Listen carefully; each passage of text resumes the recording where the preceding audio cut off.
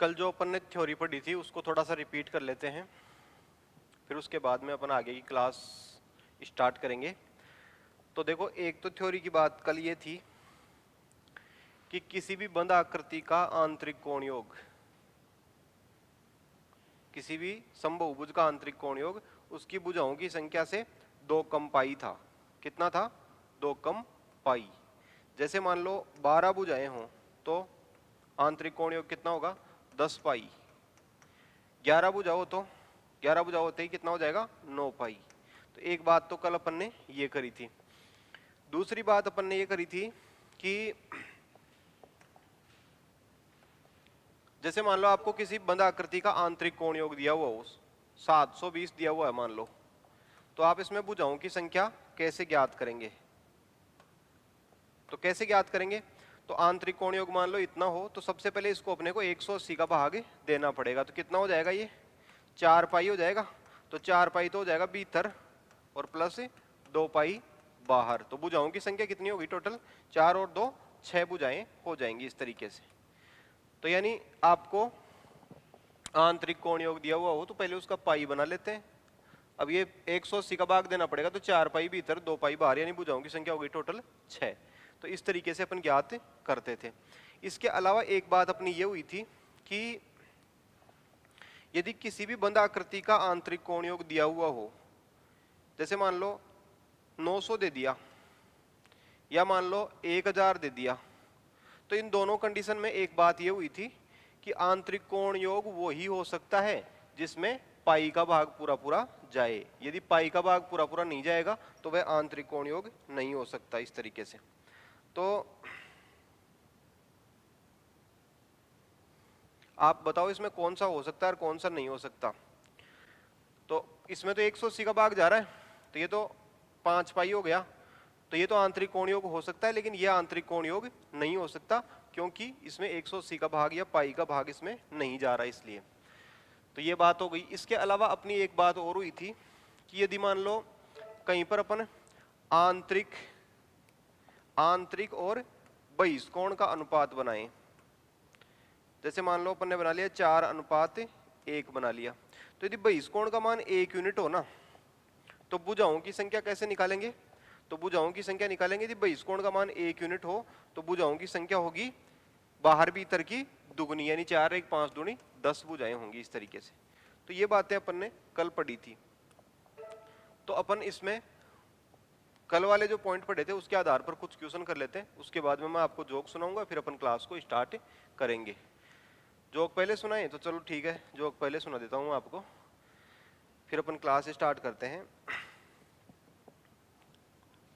एक बार दौसा जिला है जयपुर के पास में, तो वहां से बहुत सारे स्टूडेंट दौसा से ट्रेन में बैठ करके और जयपुर पढ़ने के लिए आते हैं। तो एक बार क्या था, एक स्टूडेंट था दौसा का जो थोड़ा बदमाश था, तो वो एक दिन क्या था कि खड़ा खड़ा पेशाब कर रहा था। तो उसके गुरुजी ने देख लिया उसको, तो गुरुजी उसको कूटने लग गए। बोले, हरामखोर, तू यहाँ का पूरा संस्कृति को नष्ट कर रहा है, खड़ा खड़ा पेशाब करता, शर्म नहीं आई तेरे को? चल, बोले, तेरे बाप के पास में। तो ऐसे कूटते कूटते उसको उसके पिताजी के पास में ले जाने लगे उसको। तो ट्रेन में बैठा लिया उसको, और दौसा जिला के अंदर था, तो उसका जो गांव था वो थोड़ा सा शहर से दूर था। तो गुरुजी कूटते हुए जा रहे थे रास्ते के अंदर, बच्चे को जबरदस्त पीटा उन्होंने। बोले, हरामखोर, संस्कृति को, गांधी जी के देश में पूरी की पूरी संस्कृति को नष्ट कर दिया, खड़ा खड़ा पेशाब कर रहा है। तो ऐसे कूटते कूटते वो उसको ले गए।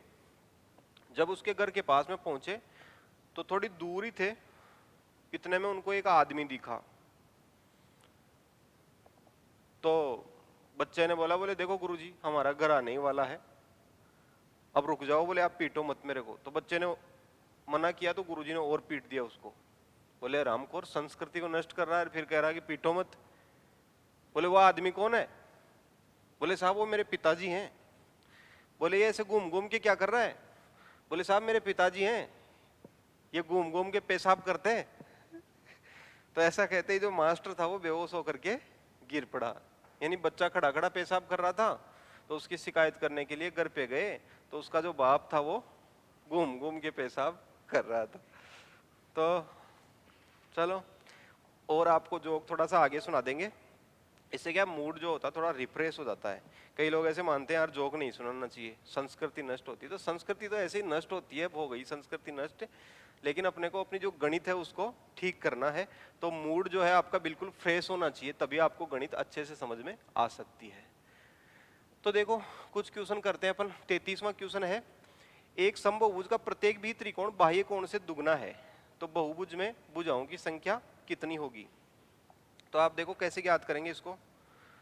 आंतरिक कोण जो है वो बहिष्कोण का दुगना है, तो अनुपात बना लेंगे। यदि मान लो बहिष्कोण 1 है तो आंतरिक कोण 2 है, तो भुजाओं की संख्या क्या होगी, बाहर भीतर की दुगनी, यानी 2 और 1 3 दूनी 6 भुजाएं होंगी। तो आपका उत्तर हो गया 6। कौन सा उत्तर हो गया, बी। अब इन प्रश्नों का जवाब, क्योंकि ये कल वाली थ्योरी के आधार पे है, तो इसका जवाब स्टूडेंट को पहले आना चाहिए। यानी मैं थोड़ा सा समझाते समय इसको धीरे समझाऊंगा, लेकिन आपका पहले उत्तर आ जाना चाहिए इसीलिए। और आप कमेंट बॉक्स में कमेंट करते करते आंसर को बता देंगे तुरंत। जैसे अगला है, वह कौन सा माप है जो किसी समबाहुभुज के प्रत्येक आंतरिक कोण का माप कभी नहीं हो सकता।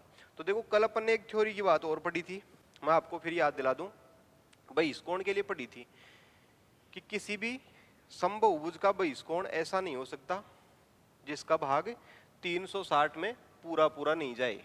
तो जैसे पहले 36वां क्वेश्चन कर लेते हैं अपन। इसमें ये बताओ पहले आप, कोण 30, 36, 45, 50 में से एक कोण किसी समबाहुभुज का बहिष्कोण नहीं हो सकता। तो कौन सा नहीं हो सकता इसमें से, बहिष्कोण कौन सा नहीं हो सकता। तो आप देखेंगे कि 30 का भाग भी जा रहा 360 में, ठीक है, 360 में भाग जा रहा 30 का, 36 का भी जा रहा, 45 का भी जा रहा, 50 का नहीं जा रहा। तो ये बहिष्कोण उसका नहीं हो सकता। यानी बहिष्कोण के लिए डायरेक्ट नियम होता है कि बहिष्कोण का भाग 360 में पूरा पूरा जाना चाहिए। और यदि नहीं जाएगा तो इसमें एक दिक्कत आ जाती है कि भुजाओं की संख्या दशमलव में आ जाती है, जो पॉसिबल नहीं है। तो इसमें आपका उत्तर हो गया 50। लेकिन अभी आप क्वेश्चन नंबर बताओ 34वां पहले, वह माप कौन सा जो किसी समबाहुभुज के लिए प्रत्येक आंतरिक कोण की माप कभी नहीं हो सकता। तो यह आप ही बताएंगे इसमें। तो देखो आंतरिक कोण के लिए तो इसमें पता नहीं कर सकते अपन, डायरेक्ट कोई नियम नहीं होता है। तो अपन बहिष्कोण ज्ञात कर देंगे। इसका बहिष्कोण 30 का, इसका बहिष्कोण 72 का, 144 अंतः कोण हो मान लो, तो बहिष्कोण कितना होगा, 36 का होगा, और 105 हो तो 75 का। तो बताओ इनमें से कौन सा बहिष्कोण नहीं चल सकता। तो आप ये देखेंगे बहिष्कोण इसमें 75 नहीं चल सकता, क्योंकि 360 में इसका भाग नहीं जाता। तो 75 बहिष्कोण नहीं हो सकता, तो 105 अंतःकोण नहीं हो सकता। तो आपका उत्तर हो गया कौन सा, बी। नेक्स्ट क्वेश्चन है, यदि किसी समबाहुभुज के सभी अंतःकोणों का योगफल 14 समकोण हो तो उसमें भुजाओं की संख्या कितनी होगी। तो देखो समकोण 90 डिग्री का होता है और पाई होता है 180 डिग्री का। तो दो समकोण का मिलाकर के एक पाई बनेगा। तो 14 समकोण का कितना पाई बन गया, 7 पाई बन जाएगा भाई, 7 पाई बन जाएगा। इस तरीके से दो समकोण 90 डिग्री के कोण बना करके एक पाई बना लेंगे, तो 14 का कितना बन गया, 7 पाई। तो 7 पाई तो भीतर प्लस 2 पाई बाहर। तो भुजाओं की संख्या बता दो आप, 7 और 2 9 भुजाएं हो जाएंगी इस तरीके से। तो या तो आप ऐसे ज्ञात कर लो 9 भुजाएं, या फिर आप दूसरे तरीके से ज्ञात कर सकते हो। दूसरे तरीके से ऐसे ज्ञात कर लो कि भाई 14 समकोण है तो इसको वैसे कोण में ज्ञात कर लो, 14 गुणा 90 डिग्री। तो आप देखो कितना हो जाएगा, 14 9 में 126 जीरो, यानी 1260 अंतःकोण हो गया। तो ये अंतःकोण हो गया, इसको पाई बनाओ आप। तो इसमें 180 का भाग लगाना पड़ेगा आपको। तो 18 संते 126, तो 7 पाई तो क्या हो गया, आंतरिक कोण, ठीक है। 7 पाई भीतर प्लस 2 पाई बाहर, तो कितना हो जाएगा, 7 और 2 9 भुजाएं हो जाएंगी। तो ऐसे भी आप कर सकते हो, लेकिन मेरे हिसाब से ये बेटर रहेगा आपको। 36वां क्वेश्चन आपने बता दिया था कौन सा इसका बहिष्कोण नहीं हो सकता। तो कौन सा नहीं हो सकता, 50। अगला देखो आप, एक समबाहुभुज का आंतरिक कोण बाह्य कोण से 5 गुना है, तो भुजाओं की संख्या बताओ आप कितनी होगी। भुजाओं की संख्या 12 हो जाएगी। तो यदि आप इसको बिना कुछ लिखे ही आप यदि डायरेक्ट ज्ञात कर पाओगे ना, तो ये आपका 2-3 सेकंड में हो जाएगा क्वेश्चन। और यदि लिख करके करोगे तो 5-6 सेकंड लगेंगे। तो देखो मैं तो आपको लिख करके बता देता हूँ भाई, आंतरिक कोण जो है वो बाहरी कोण का 5 गुना। तो 5 गुना है तो बाहरी कोण भी एक तो होगा ही ना, तो एक ये होगा और 5 ये, तो 5 और 1 6 दूनी 12 भुजाएं हो जाएंगी इस तरीके से। लेकिन आपको ऐसे डायरेक्ट ही बताना था कि भाई 5 गुना है आंतरिक कोण, तो बहिष्कोण 1 यूनिट और आंतरिक कोण 5 यूनिट, 5 और 1 6 दूनी 12 भुजाएं आपको डायरेक्ट बतानी चाहिए थी। नेक्स्ट बताओ, 12 भुजाओं वाले एक समभुज में किसी आंतरिक कोण का, सभी आंतरिक कोणों का योग बताओ। तो 12 भुजाएं हैं तो कितना होगा भाई, आंतरिक कोण कितना होता है, टोटल योग भुजाओं से 2 कंपाई होता है, तो भुजाओं से 2 कंपाई कितना, 12 भुजाएं तो 10 पाई, 10 पाई का मतलब कितना होगा, 10 गुणा 180, यानी ये हो जाएगा आपका 1800 डिग्री, 1800 डिग्री आपका उत्तर हो जाएगा इस तरीके से। ठीक है, नेक्स्ट जो क्वेश्चन है वो देखो आप, इसमें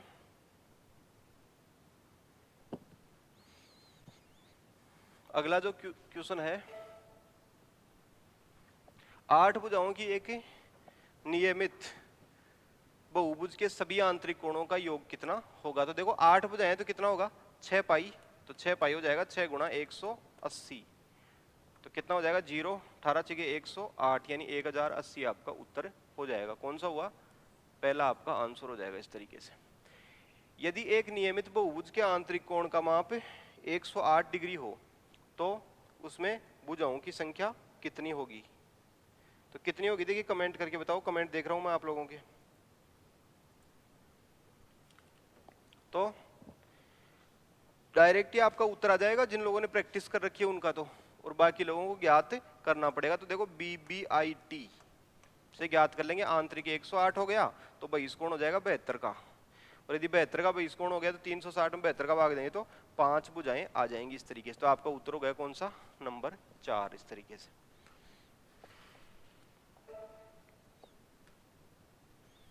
अगला जो क्वेश्चन है वो बताओ, एक समभुज का प्रत्येक आंतरिक कोण बहिष्कोण का 6 गुना है, तो भुजाओं की संख्या बताओ। तो आप डायरेक्ट बताएंगे तो बेस्ट रहेगा। ये कितनी भुजाएं होंगी, 14 भुजाएं हो जाएंगी। कैसे भाई, बहिष्कोण 1 और आंतरिक कोण 6, 6 और 1 7 दूनी 14 भुजा हो जाएगी इस तरीके से। लेकिन अपन सॉल्यूशन करते तो सॉल्यूशन ऐसे कर लो आप, आंतरिक और बहिष्कोण, तो देखो कितना क्या होगा, आंतरिक और बहिष्कोण, तो ये 1 होगा तो ये 6 होगा, तो 6 और 1 7 दूनी 14 भुजा आपका उत्तर हो जाएगा इस तरीके से। तो 14 भुजा आपका आंसर हो गया, यानी चौथा आपका उत्तर हो गया। नेक्स्ट देखो आप, एक समभुज के आंतरिक और बहिष्कोण का अनुपात 3:1 है, तो भुजाओं की संख्या बताओ। तो बाहर भीतर का दुगना 3 और 1 4 दूनी 8 आपका उत्तर हो जाएगा इस तरीके से।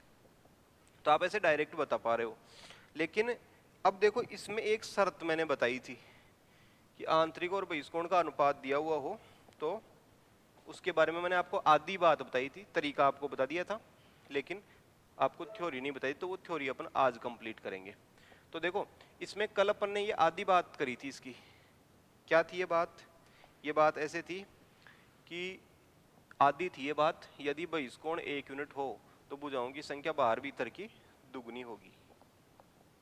तो इसका क्या मतलब था, देखो इसका मतलब मैं आपको बताता हूं कि इसका मतलब ऐसे था कि यदि आंतरिक और बहिष्कोण इनका अनुपात बनाएंगे ना, तो यदि ये शर्त लगना जरूरी है, यदि बहिष्कोण का मान 1 यूनिट हो, यानी यहाँ पर 1 आएगा ना, तभी भुजाओं की संख्या बाहर भीतर की दुगनी होगी, और यहाँ पर यदि 1 नहीं आया तो फिर नहीं होगी।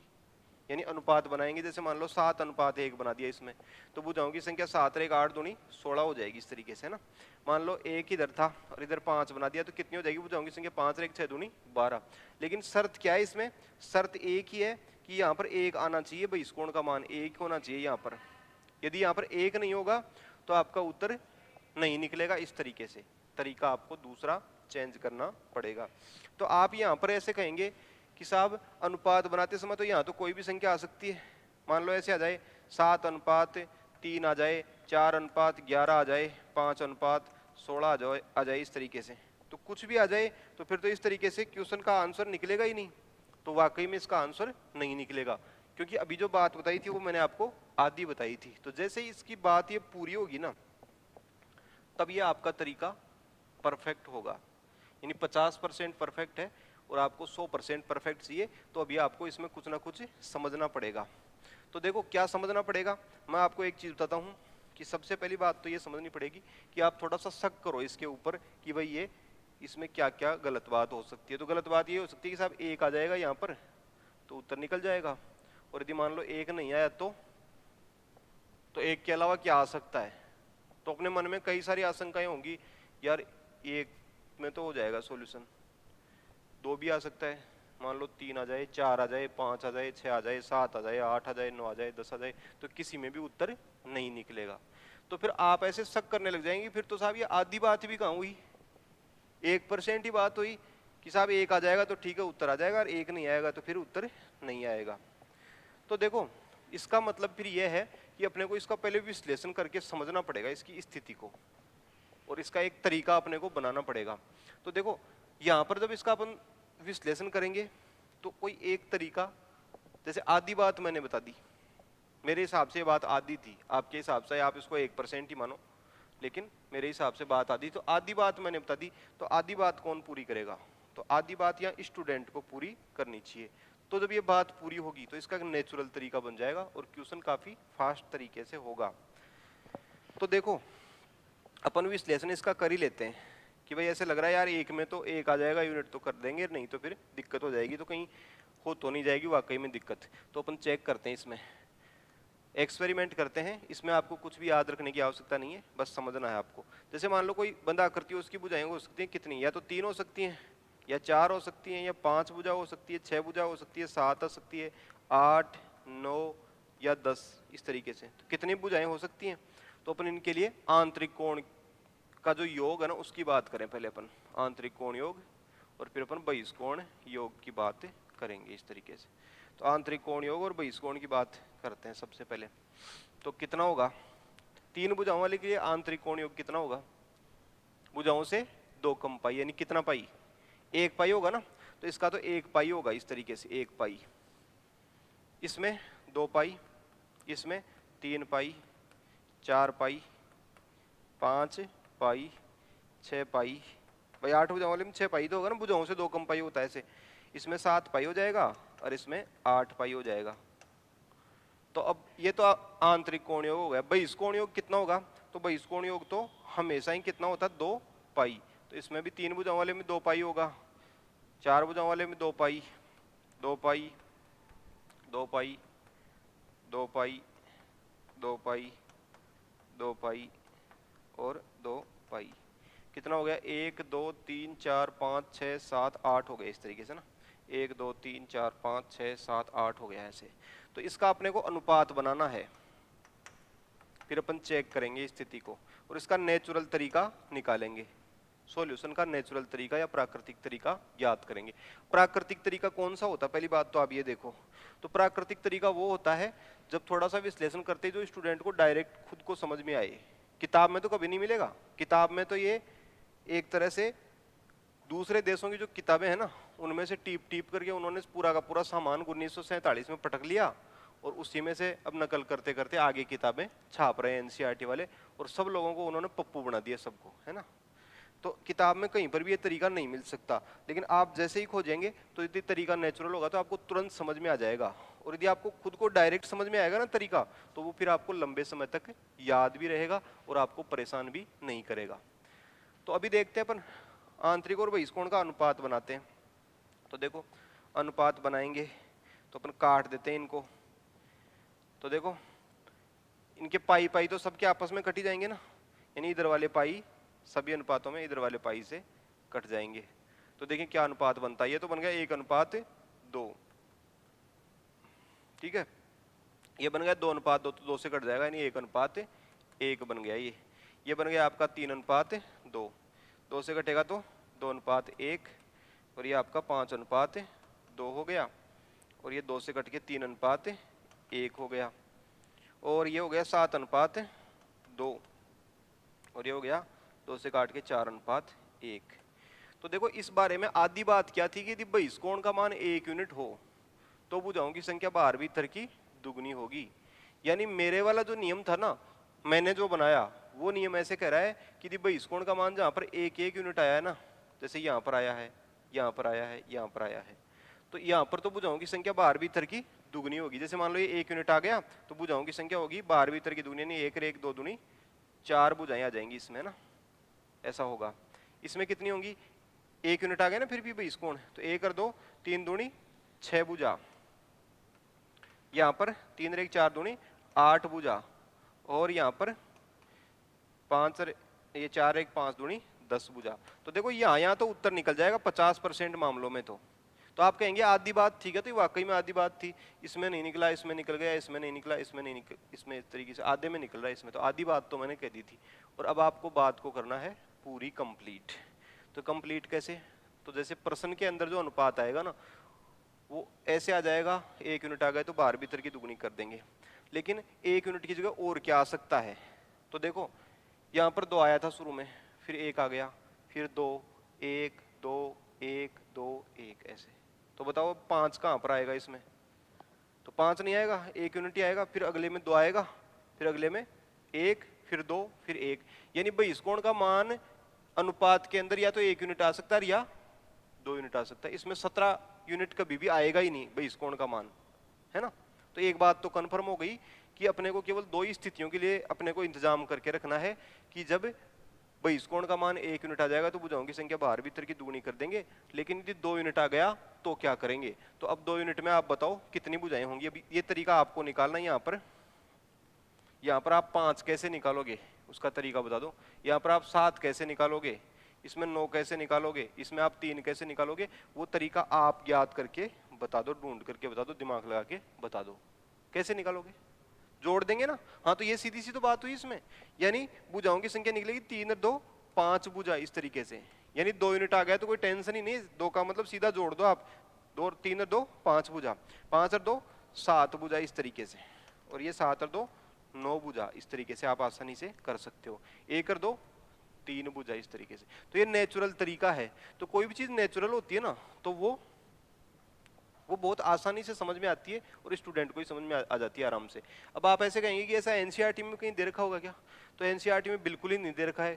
क्यों नहीं देखा, दिया क्यों नहीं उसमें, इसलिए नहीं दिया क्योंकि वो उनको कहीं टीपने के लिए मिला ही नहीं। तो सारा का सारा सामान जो किताब में भर रखा है ना वो सारा कहीं से ना कहीं से नकल कर करा करके चेपा हुआ है, ठीक है। उसी को फिर पीढ़ियों दर पीढ़ियों उसको याद कराए जा रहे हैं, रटाए जा रहे हैं, उसके लिए बड़े बड़े यूनिवर्सिटी खोल दिए है ना। तो यूनिवर्सिटी में क्या होता है, केवल सैलरी बढ़ती है और वो उस किताब को बांच करके संजीव पासबुक और दूसरे दिन आकर के वो मास्टर स्टूडेंटों का दिमाग खराब करता है, XYZ इस तरीके से कर करके, है ना। तो ये पप्पूपंथी है, पूरे देश को इन्होंने दूर कर दिया एक तरह से, नया मैटर कुछ समझाती ही नहीं है। तो ये इस तरीके से हो गया। तो अब आप इस बात को समझ तो गए। तो आधी बात तो ये हो गई कि भाई इस कोण का मान 1 यूनिट हो तो भुजाओं की संख्या बाहर भीतर की दुगनी होगी, लेकिन यदि इस कोण का मान 2 यूनिट हो तो भुजाओं की संख्या अनुपात को जोड़ते ही प्राप्त हो जाएगी। तो सीधा सा नियम है, आपके दिमाग में आ गया। अब आप कहोगे भाई इस कोण का मान 17 यूनिट हो तो 17 तो यूनिट हो ही नहीं सकता, या तो भाई इस कोण का मान 2 यूनिट हो सकता है, या 1 या 2 या 1 या 2 1 2 1 2 1। यदि मान लो इधर कोई ऐसे कहे कि आंतरिक और भाई इस कोण का अनुपात इधर 4 और इधर 7 दे दिया तो ये हो ही नहीं सकता, क्योंकि इसका यहाँ का मान या तो 1 यूनिट हो सकता है या 2 यूनिट हो सकता है, ऐसा तो कहीं हो ही नहीं सकता, यानी सवाल ही गलत हो जाएगा। तो गलत सवाल तो कोई पेपर में डालने से रहा इस तरीके से, है ना। तो आप एक लाइन लिखो, फिर लिखो किसी समबाहुभुज के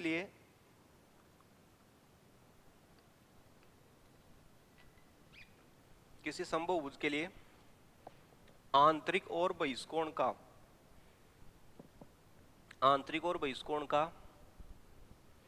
अनुपात बनाते समय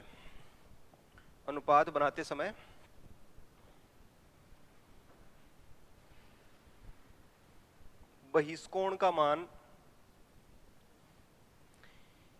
या तो 1 यूनिट हो सकता है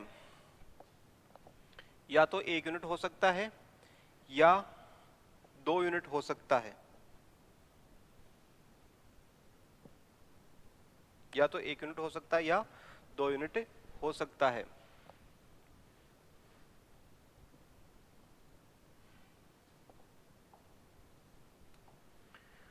तो अब आप जो है इसमें इसके 2 नियम लिख लो, तरीके। तो पहला तरीका लिखो, फर्स्ट तरीका, फर्स्ट तरीका लिखो आप, लिखो यदि यदि बहिष्कोण 1 यूनिट हो, यदि बहिष्कोण 1 यूनिट हो तो भुजाओं की संख्या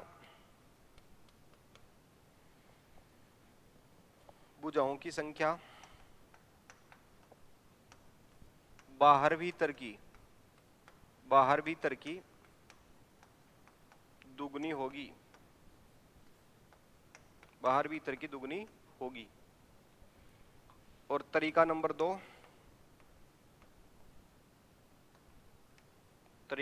लिख लो आप,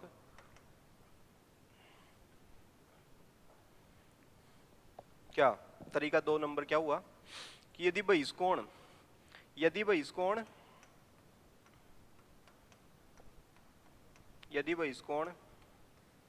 2 यूनिट हो, यदि बहिष्कोण 2 यूनिट हो तो कैसे आएगी भुजाओं की संख्या? भुजाओं की संख्या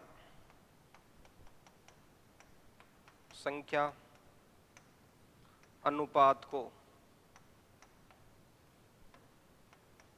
जोड़ने पर आएगी, अनुपात को जोड़ने पर आएगी।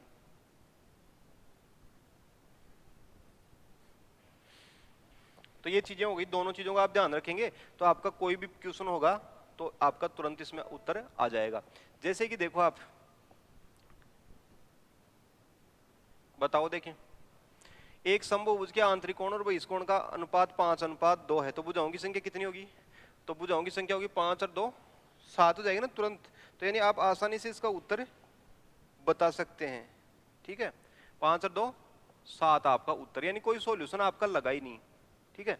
जैसे आप बताना भुजाओं आंतरिक और बहिष्कोण का अनुपात 6:1 है, तो भुजाओं की संख्या बताओ बाहर भीतर की दुगनी, यानी 6 और 1 7 दूनी 14 भुजा, ठीक है। और आप बताओ 13:2 है तो भुजाओं की संख्या कितनी? 15। इस तरीके से आप आसानी से उत्तर दे दोगे। तो आपको ऐसा लगेगा कि यार ये तो बहुत सरल सवाल है, तो ये सरल नहीं है, ये अपन ने तरीका बदल दिया ना, इसका एक तरह से सर्जरी कर दी, अपन ने ऑपरेशन कर दिया इसका, तब ये सरल हो गया। अन्यथा यदि आप एनसीईआरटी से करते ना तो देखो मैं आपको नमूना दिखाता हूँ। जैसे ये सवाल है, इस सवाल को आप दोबारा बताओ तो आप कहेंगे साहब दोबारा क्या बताना है? आंतरिक और बहिष्कोण का अनुपात 5:2 है, तो भुजाओं की संख्या कितनी? 5 और 2 7 ऐसे। तो आप ऐसे कहते हो साहब आप भी मजाक करते हो, इतने सरल सवाल को आप 2-2 बार पूछ रहे होते तो हमारी बेइज्जती कर रहे हो एक तरह से। तो इसको देखो एनसीईआरटी के तरीके से करते हैं, ठीक है। तो देखो अपन तरीका ला रहे हैं एनसीईआरटी का तरीका, मूर्खों का तरीका, पूरे देश को पप्पू बनाने वाला तरीका। तो मैं तरीका तो समझा रहा हूँ एनसीईआरटी का, लेकिन आपको इसलिए समझा रहा हूँ कि अपन ने कितनी बड़ी सर्जरी की है। क्या होता है कि जैसे ऑपरेशन होता है ना, तो 2 तरह का ऑपरेशन होता है। एक ऑपरेशन तो होता है चीर फाड़ वाला और एक होता है लेजर वाला। तो पहले क्या होता, चीर फाड़ का ऑपरेशन होता था, तो ऐसे उसको बंदे को चीर करके काट करके डॉक्टर अंदर घुस करके जो कोई ट्यूमर होता था ना उसको निकाल करके बाहर आ जाता था इस तरीके से। तो अगले बंदे को भी लगता था कि यार ऑपरेशन हुआ तो है इसमें, और आसपास वाले मिलने वाले भी आ जाते थे उसको। लेकिन आजकल क्या होता है कि ऑपरेशन होता है लेजर से, तो लेजर से वो लाइट जाती है और उसका ऑपरेशन करके आ जाते हैं। तो कई बार तो उस ऑपरेशन कराने वाले बंदे को नहीं पता चलता कि मेरा ऑपरेशन हुआ कि नहीं हुआ, उसको भी ऐसा लगता है यार कहीं ना कहीं डॉक्टर ने बेवकूफ बना करके और 40,000 रुपए ठगी लिए इसने, है ना। तो ऐसे लगता है। तो ये अपना लेजर का ऑपरेशन था, बाकी बहुत बड़ा ऑपरेशन था। देखो इसको अपन चीरफाड़ वाली विधि से एनसीईआरटी वाले तरीके से करके देखेंगे ना, तो ये भयंकर क्वेश्चन है। देखो इसको कैसे करेंगे एनसीईआरटी के तरीके से। तो मैं आपको चेतावनी देता हूँ सख्त कि आप इसको सीखने की कोशिश मत कर लेना, नहीं बर्बाद हो जाओगे, आप एग्जाम देना भूल जाओगे। पूरी की पूरी जो दुनिया है ना, भारत के जो लोग हैं, मतलब जो स्टूडेंट हैं, उनमें से बहुत सारे स्टूडेंट और बहुत सारे टीचर उनको बेवकूफ़ बना देते हैं, एनसीईआरटी का तरीका पढ़ा देते हैं, और स्टूडेंट मान लेता है कि यार एक क्वेश्चन हमारे से हो नहीं रहा, इसका मतलब ये मोस्ट इंपॉर्टेंट क्वेश्चन है, तो उसमें अपना पूरा का पूरा माथा खराब कर लेते हैं। तो आपको करना नहीं है। अभी देखो मैं समझाता हूँ कैसे करेंगे एनसीईआरटी से। आंतरिक और बहिष्कोण का अनुपात 5:2 है। तो यानी ऐसे कोई बंधा आकृति होगी, भुजाओं की संख्या पता नहीं, मान लो ये तो 2 है, बहिष्कोण तो 2x और आंतरिक कोण 5x है। तो अपन योग कितना हो गया इसका? तो योग हो गया 7x बराबर कितना? 180 डिग्री। तो x का मान कितना? तो 180/7 हो जाएगा ना इसमें। तो 7 का भाग देंगे, 7 दूनी 14, 4 बच गया 40 में 7 पंजे 35, ठीक है। 5 बच गया, तो पॉइंट लगा दो, इधर 0 लगा दो, 50, 7 7 49 इस तरीके से। तो 7 बार चला गया इसमें और बच गया 1, और 1 का हो गया 10 और 1 बार भाग चला गया। यानी x का मान कितना आया? x का मान आ गया आपका 25.71। लेकिन आप ऐसे मत समझ जाना कि इसमें आपका उत्तर आ गया है। उत्तर तो आपको आएगा ना, तो आपकी जो दिमाग है उसका दही करके आएगा ये पूरा का पूरा। अब ये बहिष्कोण भी नहीं है, बहिष्कोण तो 2x है, तो इसको बहिष्कोण ज्ञात करेंगे 2 से गुणा करके, 2 गुणा 25.71। ज्यादा दिमाग मत लगाना, नहीं तो मेरे को फिर जोक सुनाना पड़ जाएगा, क्योंकि इसमें दिमाग का भट्ठा बैठ जाता है इस तरीके से। तो 1 दूनी 2, 7 दूनी 14 का 4 अंश लिखी 1, और 25 दूनी 50 और 1 51, यानी 51.42, ऐसे 51.42 आ गया बहिष्कोण। तो 51.42 आ गया, तो बहिष्कोण आया है। तो भुजाओं की संख्या बताओ। तो भुजाओं की संख्या देखो, इतना आपको मैंने बता दिया। अब आप भुजाएं कैसे ज्ञात करते हो? तो भुजाएं आती हैं 360 बहिष्कोण वाले सूत्र से, ऐसे आती हैं। तो अब आप आगे आपको करना पड़ेगा 360 कितना? 51.42। तो इसको जैसे आप सॉल्यूशन करेंगे, तो अब आप खुद को सॉल्यूशन करना पड़ेगा। मैं चाहता हूं कि इसका गुणा भाग आप करें। आप क्यों करें?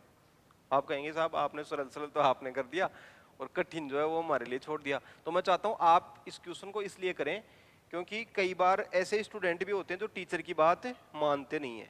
मैं ऐसे कहता हूं भाई एनसीईआरटी का तरीका यूज मत लेना। तो कई स्टूडेंट ऐसे सोचते हैं यार ये मास्टर कौन सा देखेगा अपने को, अपन तो एनसीईआरटी का भी लगा देंगे जा करके एग्जाम में, थोड़ा सा ये पढ़ा रहा वो लगा देंगे, थोड़ा सा एनसीईआरटी लगा देंगे, तो विद्वान बन जाएंगे एक तरह से। तो ऐसे कई सोचते हैं ऐसा, तो फिर उनकी दुर्दशा हो जाती है। तो स्टूडेंट का रिजल्ट भी बिगड़ता है, टीचर का भी बिगड़ता है, दोनों का ही बिगड़ता है, रिजल्ट तो दोनों का ही आता है। तो आप यहीं पे इसको क्वेश्चन को करके देख लेंगे ना, तो आपका दिमाग सेंटर में आ जाएगा और आप इसको एग्जाम में इस तरीके से पंगा नहीं लेंगे। तो आप जब बच जाएंगे तो आपका पेपर भी बच जाएगा। तो इसमें दशमलव उठाओ तो क्या करोगे? 2 जीरो लगा दो ऐसे करके, हैं 36,000 में 21.42 का भाग दो। तो आप में से कई सारे स्टूडेंट होंगे जो इसको 2 से काट रहे होंगे। तो ऐसे 2 से काटो, 3 से काटो, फिर देखो इस तरीके से भाग दोगे आप। ये 5142 का पहाड़ा बोलो तो बहुत मुश्किल हो जाएगी। कई सारे ऐसे होंगे जो कैलकुलेटर यूज ले रहे होंगे, है ना। तो कैलकुलेटर यूज वहाँ पे तो एग्जाम में आपको कोई लेने नहीं देगा, यहाँ पे तो मैं ले रहा हूँ यूज, तो चलो मैं भी कैलकुलेटर का यूज लेता हूँ, मेरे को भी अपना दिमाग खराब करना नहीं है। तो 51.42 का भाग देना है। अब आप ऐसे कहेंगे साहब आप कैलकुलेटर क्यों यूज कर रहे हैं? तो भाई देखो इसलिए कर रहा हूँ, मैंने आपको भी तो मना किया ना भाई ऐसे क्वेश्चन करना मत, ठीक है। तो इस तरीके से तो अपने को ऐसे करना नहीं है, मतलब कुल मिला के। तो 360 में कितने का भाग देना था? 51.42 का भाग देना था, 51.42 का। तो भुजाओं की संख्या अब आई जाएगी, कितनी आई भुजाओं की संख्या? तो ये आ गई भुजाओं की संख्या 7.0011664131 इस तरीके से करके पूरा का पूरा 2022 पहुंच जाएगा आपका इसमें। तो इस तरीके से आप ऐसे करोगे। और दूसरी बात है कि इसमें आपको कैलकुलेटर अलाउ भी नहीं है। तो आप इस तरीके से इसका सॉल्यूशन करेंगे तो आपको बहुत ज्यादा दिक्कत इसमें महसूस होगी। तो ये तरीका था इसका, ऐसे है ना। लेकिन मूल क्वेश्चन क्या था? पहले इसमें 2x किया, ये किया, ये किया, इस तरीके से करके, और फिर ये भाग देने में सबसे ज्यादा प्रॉब्लम थी। तो मान लो आपने ऐसे कर लिया जैसे भी हो, लेकिन सवाल क्या था? तो सवाल तो क्या था बताओ दोबारा से, क्या सवाल था? भुजाएं निकालनी थी, तो आपने भुजा निकाल दी 7.0013456789 95 72 67 ऐसे कर दिया आपने एनसीईआरटी के तरीके से करके। लेकिन बात क्या थी? बात तो ये थी कि भाई भुजाओं की संख्या कितनी थी? 5 और 2 7, इतना ही तो सवाल था इस तरीके से। तो यदि आप तरीका बदल देंगे ना तो आपकी पूरी की पूरी मैथमेटिक्स बदल जाएगी। लेकिन कब बदलेगी? जब अपन इसकी सर्जरी करेंगे। तो अपन सर्जरी करते रहे, तो ये एक बहुत बड़ी सर्जरी अपन ने यहाँ पर कर दी, इस तरीके को हटा दिया और इसका जो टाइमिंग है वो आपके काबू में आ जाएगा इस तरीके से। ठीक है, तो चलो अब अगले क्वेश्चन पे चलते हैं अपन। तो अपन जो तरीका बदल के करेंगे तो सारे के सारे सवाल ही आपको सरल लगेंगे और कम टाइम आपका खर्च होगा। बताना देखिए क्वेश्चन, इसका आंसर क्या है? एक समभुज के आंतरिक और बहिष्कोण का अनुपात 11:2 है, तो भुजाओं की संख्या कितनी होगी? 11 और 2 13 आपका उत्तर हो जाएगा। नेक्स्ट बताओ, ये एक समभुज के आंतरिक और बहिष्कोण का अनुपात 1:2 है, तो भुजाओं की संख्या कितनी? 1 और 2 3 आपका उत्तर हो जाएगा इस तरीके से 3।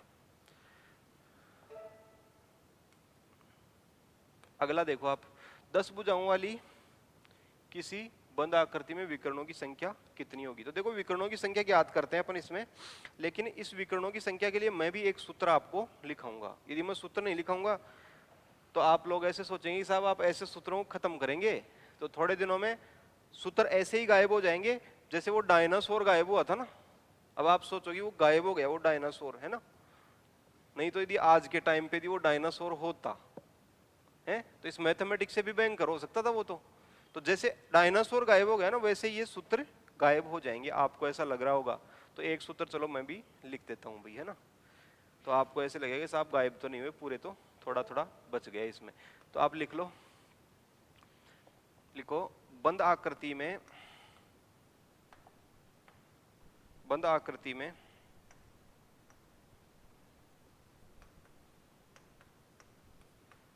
विकर्णों की संख्या, बंद आकृति में विकर्णों की संख्या, इसका सूत्र होता है n इंटू n-3/2। यह है विकर्ण का सूत्र इस तरीके से, इसको आप लिख लो। और इस सूत्र को लिखने के बाद में आप उत्तर बताओ इसमें। तो 10 भुजाओं वाली बंद आकृति में विकर्णों की संख्या कितनी? तो n की जगह भुजाओं की संख्या n तो है ना, ये भुजाएं हैं। तो क्या, तो आप कर दोगे 10 से गुणा 10 में से 3 गया तो 7/2, तो कितना हो जाएगा? 7×5 = 35 आपका उत्तर आ जाएगा। तो बताओ सरल रहा क्वेश्चन कठिन? तो आप ऐसे कहेंगे सरल रह गया साहब, ये तो बहुत सरल रहा, इसमें तो समझने का ही झंझट नहीं है। तो ये सूत्रों वाला जो तरीका होता ना, वो जैसा दिखता है ना वैसा होता नहीं है। ये क्वेश्चन जब करते हैं तो ये सरल हो जाता, तुरंत ही उत्तर आ जाता है। इस क्वेश्चन में अपने को क्या करा, ये पूरी की पूरी लैंग्वेज इसकी कोई काम नहीं आई, केवल अपन ने इस 10 को उखाड़ा यहाँ से और इसको सूत्र में पटक दिया ऐसे करके, तो सारा का सारा उत्तर आ गया। लेकिन इस सूत्र के पीछे एक बहुत बड़ी चीटिंग होती है। जो टीचर सूत्रों से गणित पढ़ाते हैं ना, वो क्या करते हैं, ऐसे मान लो सूत्र लिख दिया और एक क्वेश्चन यहाँ लिख दिया और टीचर उसमें से 10 को उखाड़ के इधर पटकार, तुरंत आपका उत्तर आ जाएगा। अब अगला क्वेश्चन वो स्टूडेंट को देगा, तो स्टूडेंट भी उसमें से जो संख्या दी हुई उसको उखाड़ के इसमें पटक देगा और उत्तर आ जाएगा। अब स्टूडेंट खुश हो जाएगा कि यार मैंने तो तैयारी तो शानदार कर ली और अब तो मैं तो पेपर को तो कर ही दूंगा।